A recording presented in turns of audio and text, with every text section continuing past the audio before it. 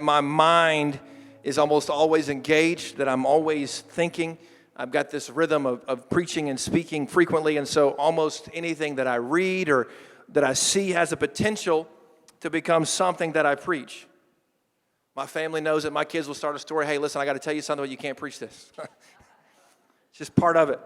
And so this week, it was a Facebook post. I saw something on Facebook that resonated with me, and I took a picture of it. I screenshotted that immediately, and I'm going to preach from Facebook. Some of you are nervous right now because I'm connected to you, and you're like, oh, God, he saw what I posted. Nobody in the room. But a friend of mine shared something on Facebook, and so I've been reflecting and thinking through this over the last several days. It's the genesis of what I'm preaching this morning. If you have your Bibles, I want to turn your attention to the Word of God. Let's look at Hebrews chapter 12. Hebrews chapter 12, a couple of scriptures as a starting point.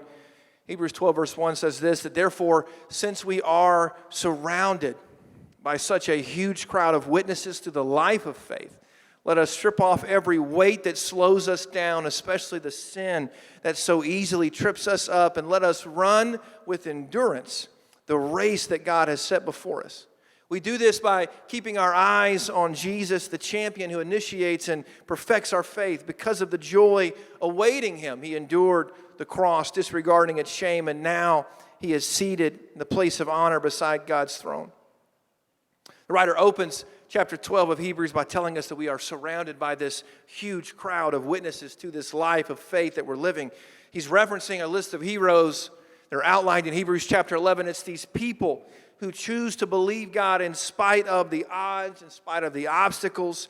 Even when they had no reason to hope, they chose to believe. And now the writer's communicating to us, to the reader, that it's our turn to live this life of faith and to run the race that is set before us.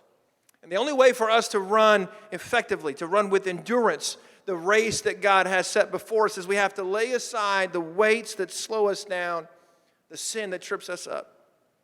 The word weight in the original Greek there is similar to the word burden mentioned in Matthew chapter 11, where Jesus offered for those who were weary and burdened to come and learn from him. And the image being communicated here is that someone who is burdened down, they're carrying extra stuff. They're carrying heavy stuff. And if you're going to run a race, now it may surprise you, I'm not a runner. I know you thought I was by looking, but I'm not a runner. But this is what I know. If you're going to run a race, you're going to have a difficult time running if you're carrying things you don't have to carry. You got to lay some stuff aside. For a title for the next few moments, I want to preach from this thought, Rock Collector. Everyone say rock collectors. Thank you for standing for the reading of the word. You can be seated this morning. Here's the thing, rock collecting is a big deal. I did not know this, but it is a big deal. It's thought to be one of the oldest, most primitive hobbies, that people have been into rocks for a very long time. They collect them. Shout out to any rock collector in the room. Maybe you're watching online, you're a rock collector. That's awesome. I have questions about what you think is fun, but we can talk after church. I have real questions, okay, I'll be honest with you. But people, they buy and they sell rocks, and people collect them. And I have been in places in my life where they posted signs, please don't take any of the rocks. People have been caught stealing rocks, literally. Stealing rocks, and they pay massive fines for taking rocks. And if you're sitting here puzzled, listen, I understand where you are. I too am surprised. I don't get it. No one has ever had to give me a sign, please don't take the rocks with you. But I've been in gift shops at state parks and other tourist destinations or tourist traps. And inevitably there's a whole section where you can purchase rocks and fake rocks, and it looks like rocks. And my kids have asked before, can we buy some rocks? One of my boys, I will never call out names and embarrass them, but it rhymes with Bandry, brings rocks home from everywhere, from restaurants, from school. There's rocks that have ended up in pockets, ended up in our dryer, in backpacks. Here's the thing about rocks. Rocks are typically formed through a process of something difficult. There's a difficult change that takes place, and it creates this hard rock, and the rocks are broken into smaller rocks, usually as a result of force and pressure. Now, for the scientists in the room, you're cringing because I just took this incredible process and condensed it to 20 seconds. But I'm asking you just to go with me if you're a scientist. I would argue today that our life has a way of getting rocky at times. That if you consider the process for how rocks are formed, it gives us a pretty good picture of the life that we live, because life is hard. That life gets difficult, that we live through things and we go through things. We go through things that change us. We go through things that impact us, things that cause, it seems like, pieces of us to break. Life is not always easy, and while it's one thing to chuckle at the thought of purchasing rocks at a tourist trap to carry around with you, the truth of the matter is I'm preaching to people in the room that we have done a pretty good job of this in our life. That we have collected, if we could see internally even, we have collected a pretty vast and impressive collection of rocks. That you have lived through stuff. You've had difficult things happen to you, and you've collected the broken things. You've collected the hurts, the worries, the fears. You've collected the weight of disappointment. You've carried failure with you, the expectation of others. The hurt caused by others have left you harder than you want to be. And you've maybe walked into church on a Sunday morning with a whole collection of life experiences and pain in your life. And the question that God asked the rock collectors in the room is, what will you do with the rocks? There's three things I want to show you that I think we commonly do with the experiences or the rocks in our lives. And I believe I can prove this with the Word of God. The first route that so many people take with their rock collection is that they choose to simply carry the rocks with them. That slowly over time they are adding weight to their life, and every negative interaction and every slight, every hurt, every perceived slight. Hello, because sometimes we think it's offensive when really they weren't even looking at you. They weren't even talking to you. It wasn't even about you, but we have a way of assuming the worst. I just helped somebody. That was free. And over time, these disappointments, these hurts, they become hardened memories. And it becomes another thing that we cannot get over. And as a rock collector, it becomes part of the collection. It's another memory to analyze, to hold up to the light and remember with vivid detail and clarity the disappointment, the hurt, the pain, the rejection. And in our text this morning, the writer, Hebrews chapter 12, he encourages us to lay aside the weight and the sin that slows us down and trips us up. If you could picture this verse, imagine a group of runners nervously awaiting the start of a long endurance race. Perhaps it's the crazy people that run on Thanksgiving Day, because people do that. Like, I'm here for the turkey, baby. But it's this group of runners, they're waiting for the start of this race. They're getting into position at the starting line, and then you see this other person that's struggling to get to the starting line, and they're carrying a collection of baggage, a suitcase in each hand, a backpack that has them doubled over, buckled under the weight. And as they struggle to make it to the starting line, there's not a person in the crowd picking that guy to win the race. Not happening. Nobody's like, I bet it's to do with the backpack. You know who's going to win this one? The guy that's got two suitcases in each hand. Because I don't care how fast you are, I don't care how strong that you feel, running a race of endurance will take everything that you've got. And you cannot run when you're burdened down. And it's interesting to me the language the writer uses in Hebrews chapter 12. He said, let us lay aside. In other words, the choice to set down the weight belongs to you and to no one else. And the implication is that if you prefer to struggle and run with weights, go for it. Because nobody is going to force you to put those things down, that nobody is going to make you change. It's a choice that we make. And as a pastor, I have discovered that there are some rock collectors that cannot seem to lay the rocks down. That they have gone through some stuff. And it's created hard, broken things in their life. And instead of allowing God to lift that weight off of them, instead of allowing the Spirit of God to strengthen them, to help them, to free them, they struggle to move forward underneath the weight of a burden that they're not designed to carry. That their past is too heavy. The things that they have lived through, the rejections, the broken things, the hard things, they're all accumulated and carried through their life, and as a result, progress is difficult. And moving forward and moving on is next to impossible, and they feel stuck in their life. I believe that Jesus recognized that people have a tendency to get burdened down. We have a tendency to collect our experiences, the rocks, if you will, in our life. And Jesus would say this in Matthew chapter 11, verse 28. Come to me, all you who are weary and carry heavy burdens, and I will give you rest. Take my yoke upon you and learn of me. Let me teach you, because I am humble and gentle at heart, and you will find rest for your souls. For my yoke is easy to bear. My burden I give you is light. Jesus understood human nature, and he understood our human tendencies. And Jesus would point out the obvious. If you are carrying heavy burdens, you're going to be tired. You're going to be weary. And Jesus speaks to the weary. And here's the thing that he offers. Not condemnation. He doesn't pile on guilt. He doesn't say, why are you carrying that? You're not supposed to carry that. No, he just offers rest.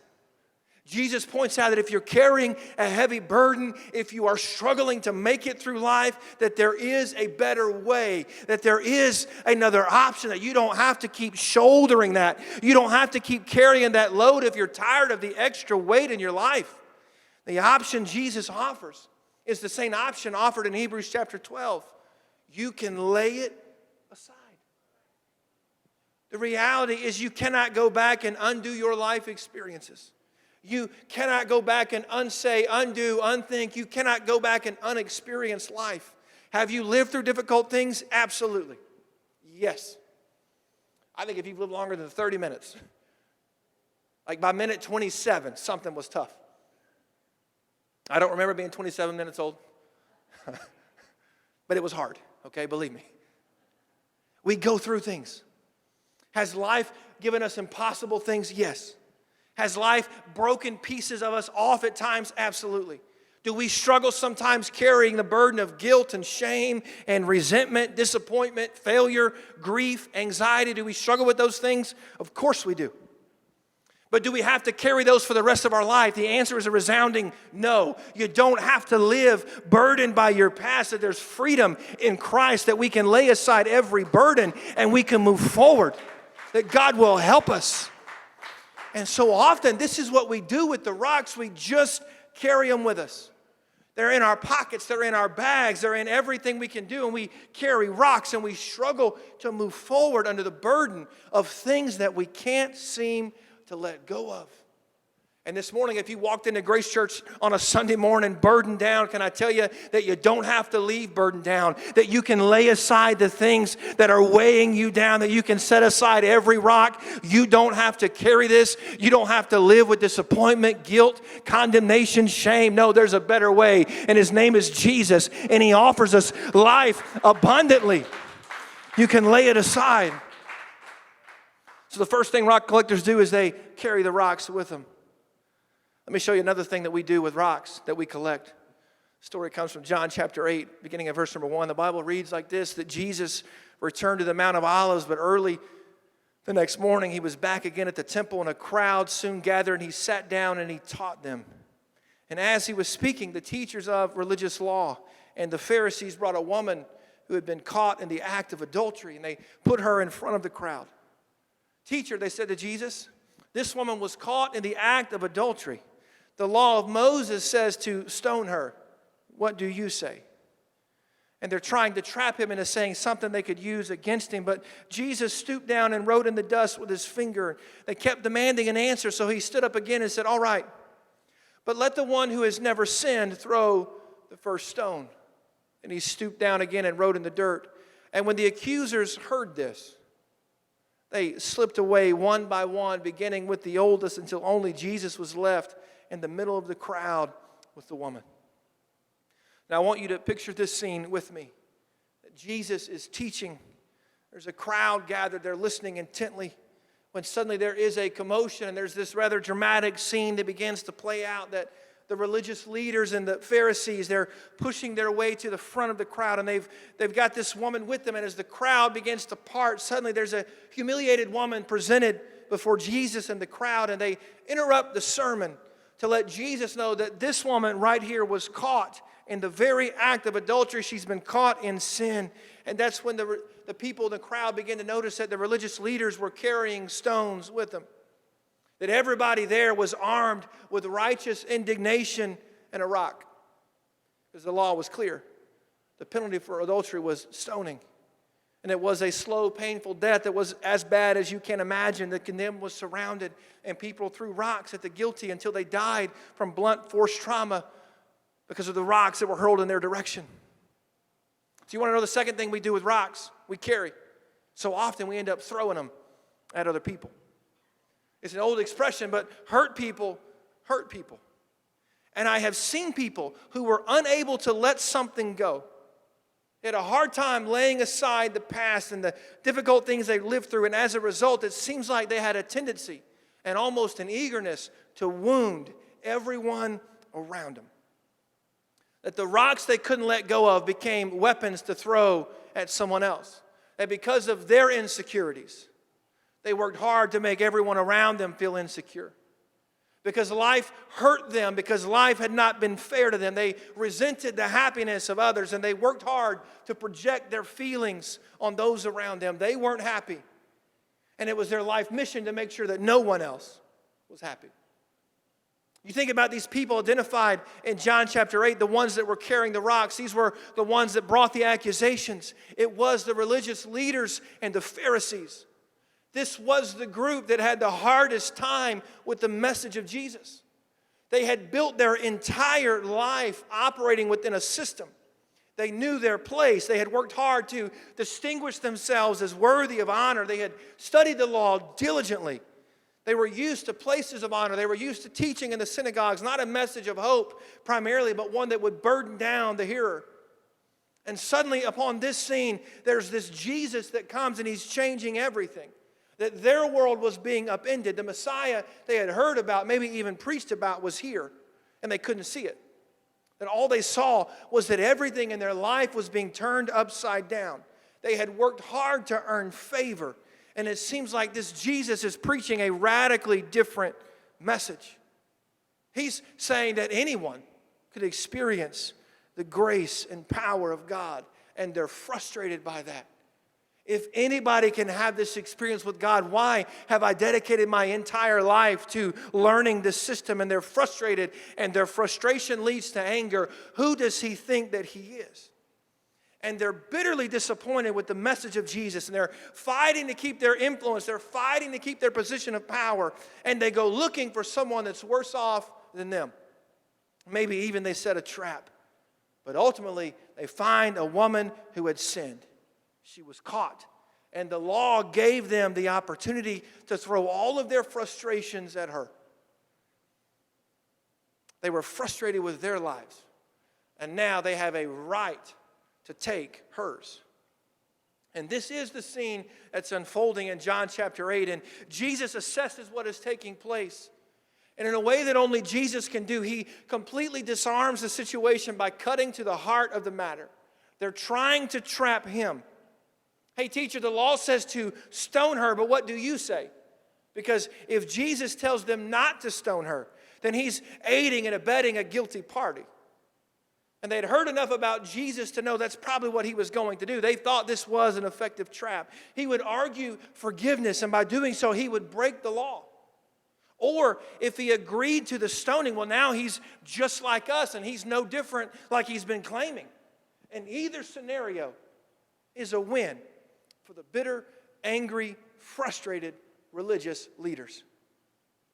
There was no thought for the life of the sinner woman. She's simply collateral damage. She's the means to an end. And as they stood before Jesus with this impressive collection of rocks that they had gathered and carried with them to hurl at this woman, Jesus does the unexpected. He agrees with them. The law was clear. But then Jesus says something that penetrates the stony, stubborn heart of the accusers. And Jesus said, you're right, but here's how this stoning is going to work. He that is without sin, cast or throw the first stone. In a moment, the pressure is shifted off of Jesus. The focus is off of the humiliated woman who wants to be anywhere but where she is. And now the focus is solely on the religious leaders who were holding the rocks. Who's going to throw the first rock? And as the gathered crowd holds their collective breath, they see a wave of recognition sweeping across the faces of the indignant leaders. And one by one, starting with the oldest, they drop their collection of rocks and they leave. The reality of Romans chapter 3 becomes clear in John chapter 8. Romans 3 verses 23 and 24 tells us, "For everyone has sinned, that we all fall short of God's glorious standard. Yet God, in His grace, freely makes us right in His sight." He did this through Christ Jesus when He freed us from the penalty of our sins. When Jesus confronted the accusers, they knew at the end of the day, though they had tried as hard as they could, they too had sinned, and they too were in a place where they needed forgiveness. Maybe it was not the same sin of adultery, but maybe it was.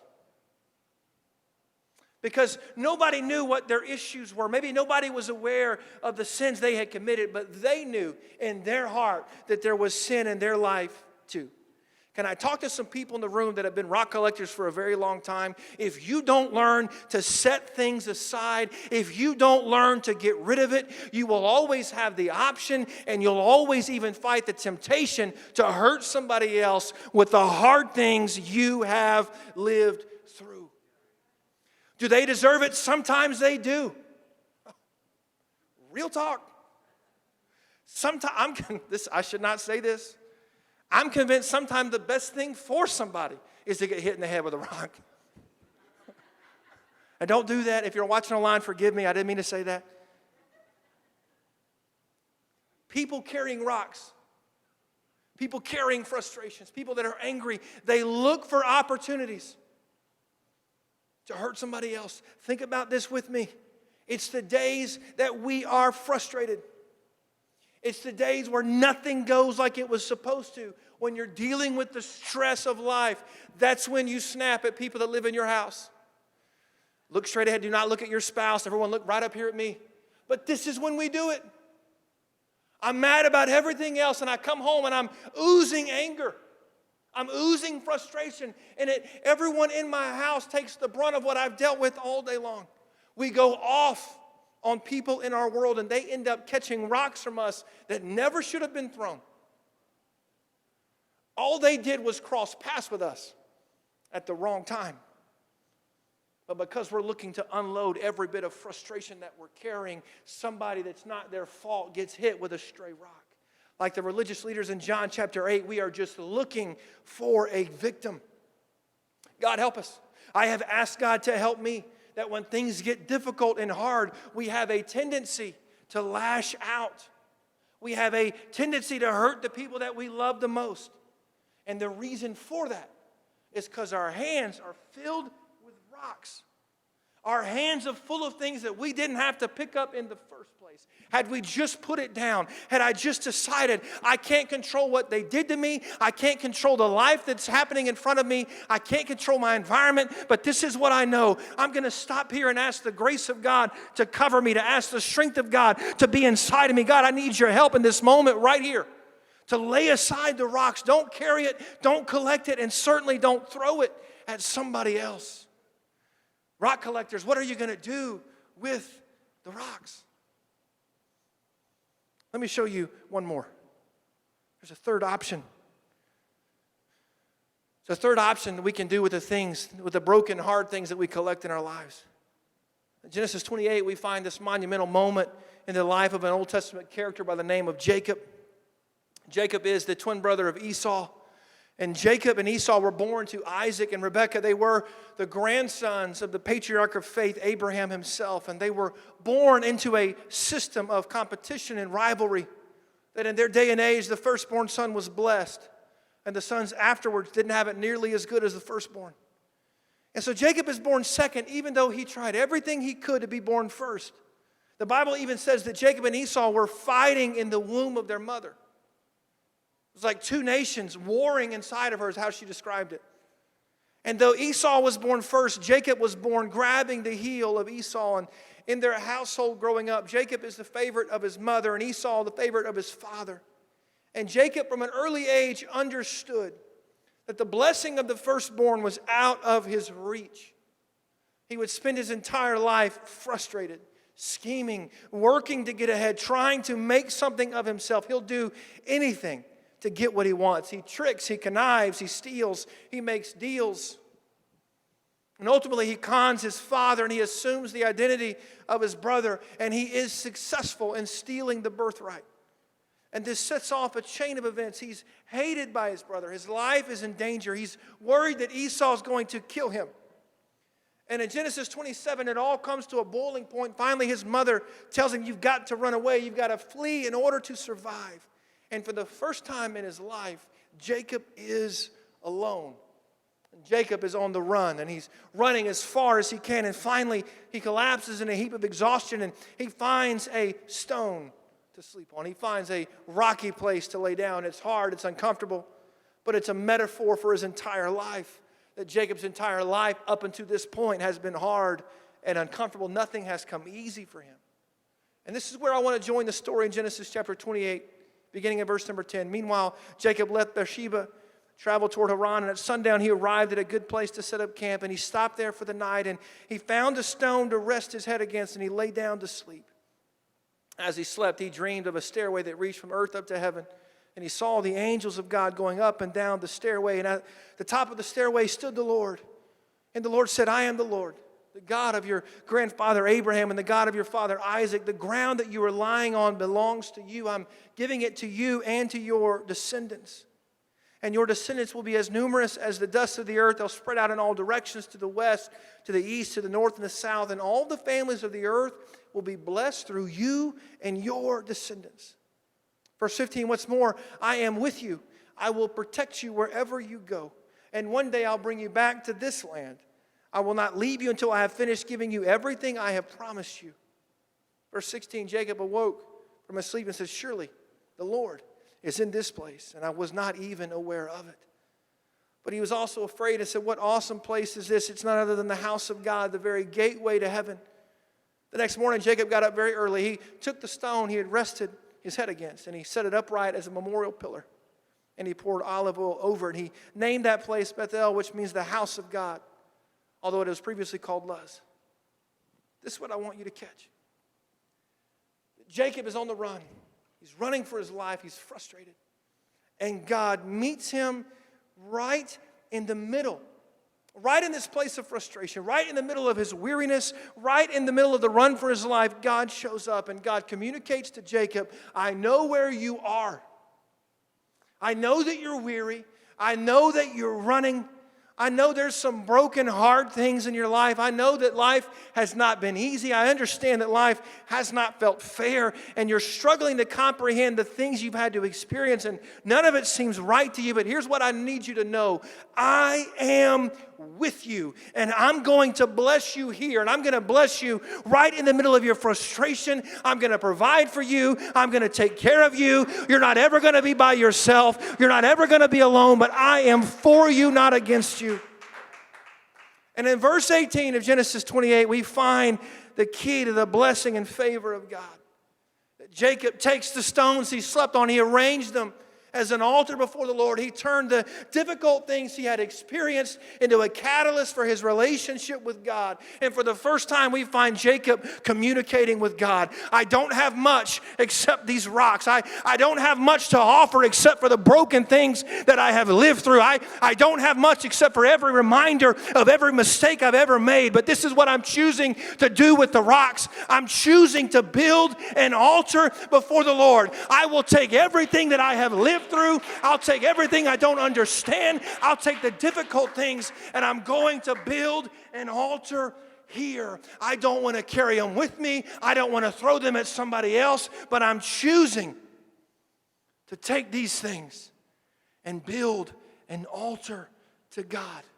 I don't want to be miserable in my pain. I don't want to hurt somebody else because I'm hurting. And so I'm choosing instead to build an altar of worship to the God who sees me, to the God that knows where I am, to the God that will decide to meet me in the middle of my frustration, the God that chooses to come to me in the middle of my struggle. My goodness, I feel like preaching to some people in the room that have lived through some stuff. What will you do with the rock collection in your life? You have every right to hold on to it. You can carry it. You can suffer. You can try to move forward. You can live frustrated.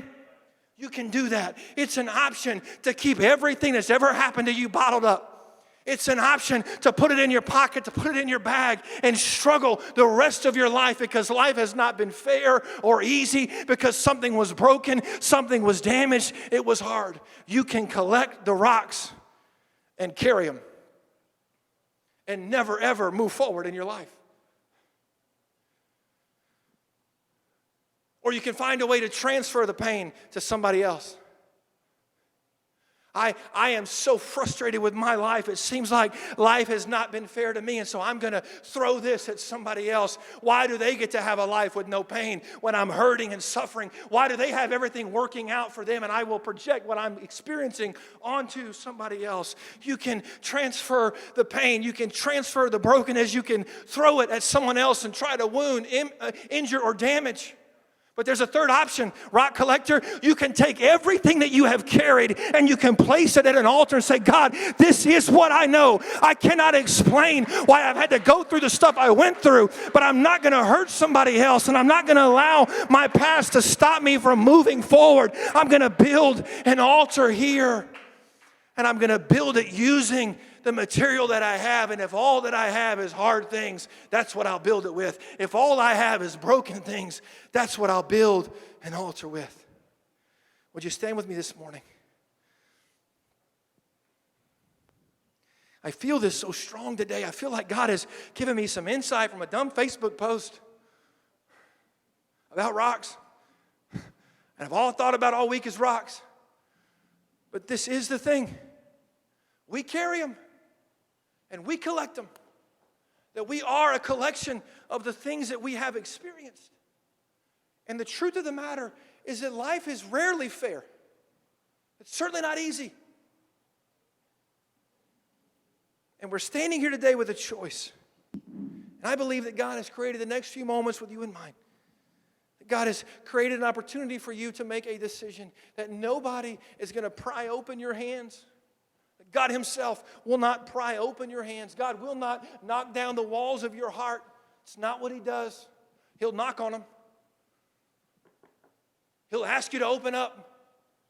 But ultimately, the person that decides what they do with the rocks is the rock collector. The person that decides what will I do with the rocks is you. This is what I believe. That what God is asking us to do today on a Sunday morning is God is asking some sweet, precious person in this room that is struggling. And you can't understand why you're not moving forward. Can I tell you why the progress is not as fast as you want? It could be that you're burdened down trying to move things you don't have to move. It could be that you're trying to run a race, but you can't let go of your past. It's happened. It's over. It's done. You can't undo it, but you can lay it down. It does not have to keep you from moving forward. You can lay it down.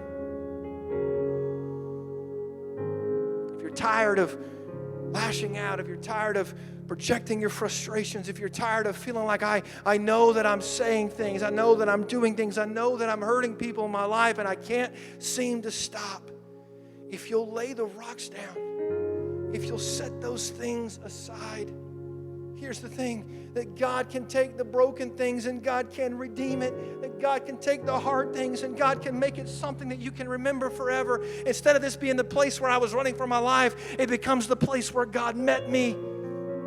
And for Jacob, that's what happened. He would come back to Bethel later. This was not the place where I was running for my life. This is the place where God found me. This is the place where I connected with God. It's the first time in my life that I built an altar that was mine. It wasn't my dad's. It wasn't my granddad's. It was an altar that I built out of my frustration. You'll find this throughout the Word of God, that Abraham built altars in places of confusion. Abraham built altars in places of wandering. He built altars in places of conflict. He built altars in places of betrayal. He built an altar. Elijah in 2 Kings would build an altar right in the middle of a season of drought, and he used stones to build it. In a backslidden place, he understood that I can build an altar here. I can take this sum collection that I have worked so hard to collect, and I can bring the hard, broken things in my life, and I can arrange them in an altar before God, and I can choose to worship God right in the middle of pain, chaos, and confusion. Can I tell you that this is what God will do? I promise you. I'm not even nervous to assure you today. I promise you that this is what God will do when you decide to build an altar in the middle of your pain. God will meet you there. That the grace of God will come to where you are, and the love of God will meet you where you are, and God has grace for you. This morning I'm asking, where are the rock collectors in the room? Where are those that have collected it? I know beyond a shadow of a doubt that there are some people in the room that you have struggled. You have struggled to let go of things. You have struggled to let go of specifically the things that you cannot undo. You've struggled to let go of the expectations of other people, the hurts. You've carried things. You've been walking wounded. There's those in the room that you feel like your hairline trigger, you're so close to being angry all the time. You feel like you're ready to fight at a moment's notice. Why is that? It's because you're carrying so much frustration. And I just believe what God is trying to do in this moment is God is asking and God is calling a rock collector to build an altar. I'm going to lay this aside. I cannot undo my past. There are things that I regret, absolutely. There's some sin I wish I had never done, absolutely. But there's also some hurt that wasn't my fault. There were some things that I lived through that I had nothing to do with. It was a painful thing. It was a hard thing. It transformed me. It transformed my outlook on life. It impacted my thought process. It created a filter that I don't want to live with any longer. And if that's you, if that's the place that you find yourself in, can I tell you that you have everything that you need to build an altar and just choose to worship God in spite of it? This is not some pat you on the head thing, get over it, baby. That's not what I'm saying. I'm saying that God can redeem your pain. I'm telling you that God is a rewarder of those that diligently seek Him. I'm telling you that God will show up in the middle of your struggle. I'm telling you that God brings peace that passes understanding, that God has a way of healing hearts and minds in His presence. He is the balm of Gilead. He's the rose of Sharon. He's the bright and morning star. He's the lily in the valley. He's the God that takes everything that we live through. He's able to work all things together for our good. That's the God that I'm talking about this morning. And if you want to take a moment and build an altar where you are, as he plays and begins to sing, I wonder if there's somebody that would lift your hands to heaven. Is there somebody that would open a heart to God in this moment to allow nothing to stop you from laying some things down? If you want to step out from where you are, this open space up front is for you. If you want to pray where you are, I just believe we need to respond to the presence of God, that God is trying to strengthen right now, that God is trying to encourage right now. And you have to be the one that says, I'm going to lay this stuff down. I'm going to let it go. Father in heaven, I am so thankful for your grace that I feel. I thank you for your love that's in this room.